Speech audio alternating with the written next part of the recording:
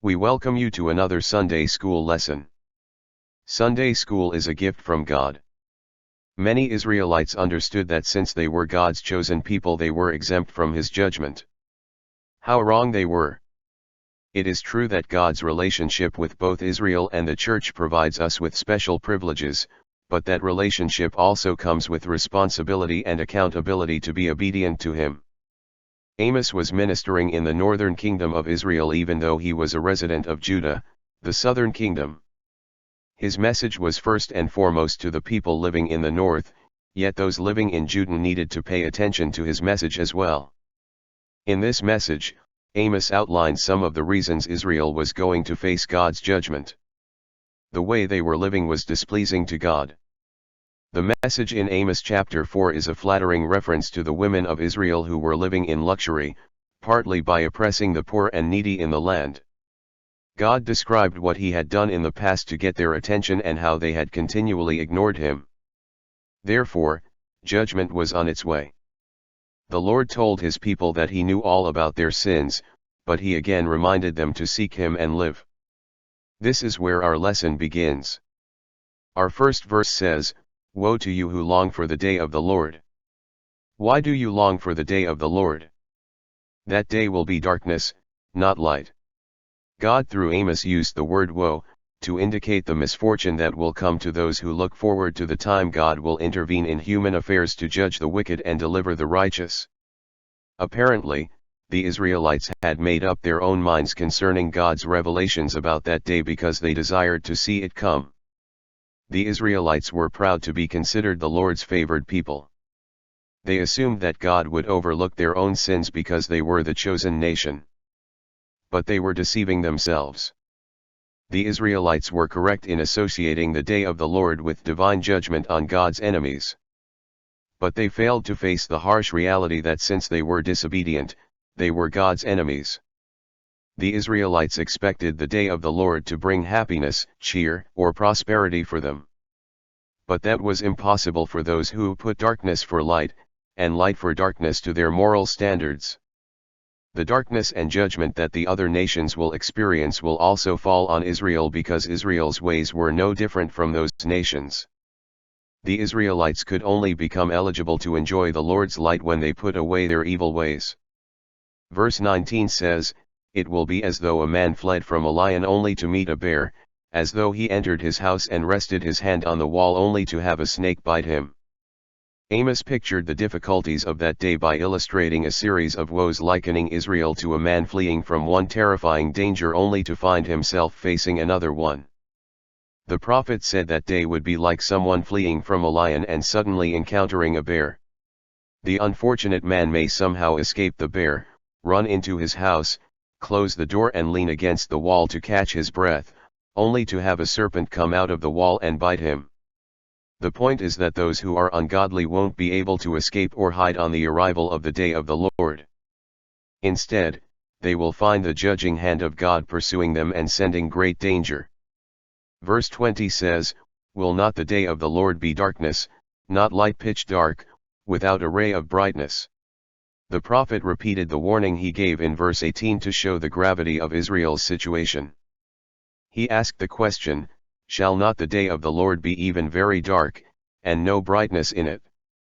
The day of the Lord is referred to as a time of darkness because it is the day of God's judgment on the wicked, or the lost. Scripture is plain that God will one day hold a day of reckoning or accountability for mankind, whether of believers at the judgment seat of Christ or of unbelievers at the great white throne judgment.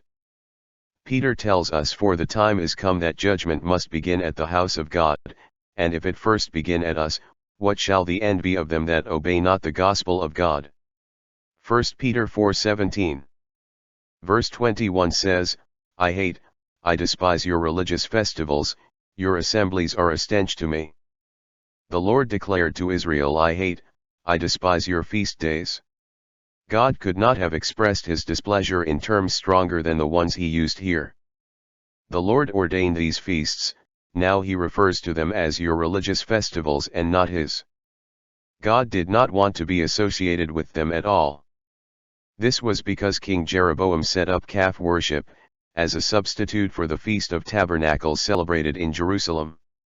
God also said the sacrifices presented to him were not sincere. They were going through the motions of worship, but their hearts were not in it. Verse 22 says, "Even though you bring me burnt offerings and grain offerings, I will not accept them. Though you bring choice fellowship offerings, I will have no regard for them." The Lord listed the kinds of offerings he will not accept. These included first, burnt offerings, which symbolized the full dedication of the worshipper or assembly to the Lord. So it is not surprising that God rejected such offerings because they came from a people who knew nothing about dedication.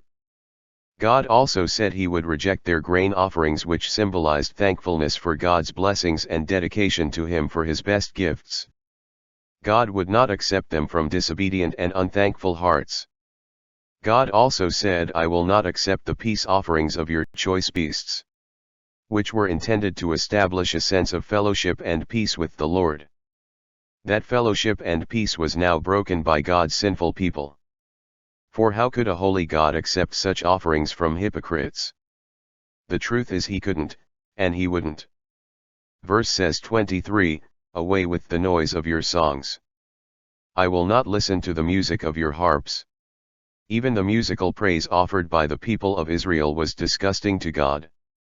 The Lord refused their songs of worship, which to him were just an irritating noise.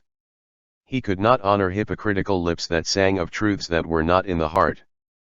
It is not the song that praises God, it's the heart from which the song comes. The Lord refused to hear the melody or the music from their instruments. There was no beauty in the music because of the hypocrisy of the musicians. Just as God refuses to hear songs sang from a hypocritical heart, he also refuses to hear the music played by hypocritical hearts. Our final verse says, "But let justice roll on like a river, righteousness like a never-failing stream."